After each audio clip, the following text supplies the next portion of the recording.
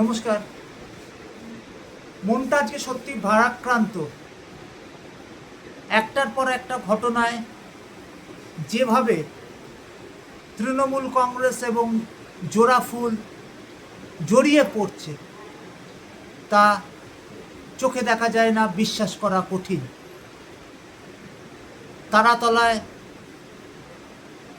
গত প্রায় 48 ঘন্টায়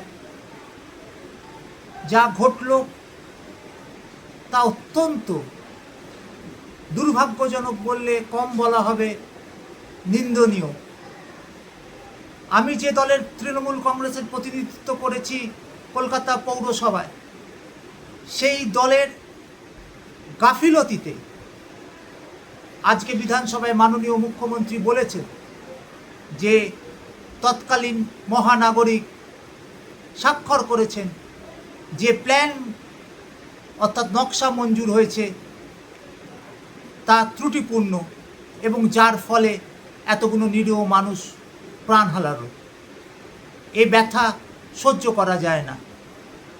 আমি তাই সিদ্ধান্ত নিচ্ছি যে তৃণমূল কংগ্রেস আর করা যাবে না, আর করবও না।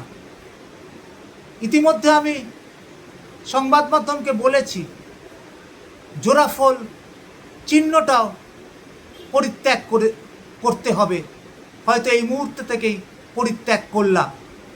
অর্থাৎ তৃণমূল কংগ্রেস বা জোড়াফুল এই দুটির সঙ্গে আর নিজেকে জড়িয়ে রাখতে চাই না।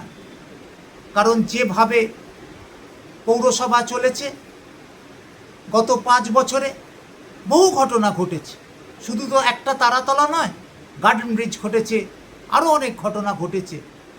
ফলে আমার বিবেক বলছে যে তৃণমূল কংগ্রেস এবং জোড়াফুল পরিত্যাগ করে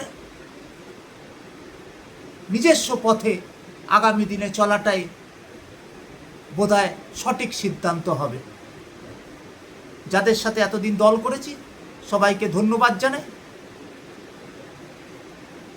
এই যন্ত্রণার মধ্যে দাঁড়িয়ে শুধু একটা কথাই বলবো, যা করেছি ভুল করেছি, আগামী দিনে হয়তো তার প্রায়শ্চিত্ত করতে হবে। নমস্কার।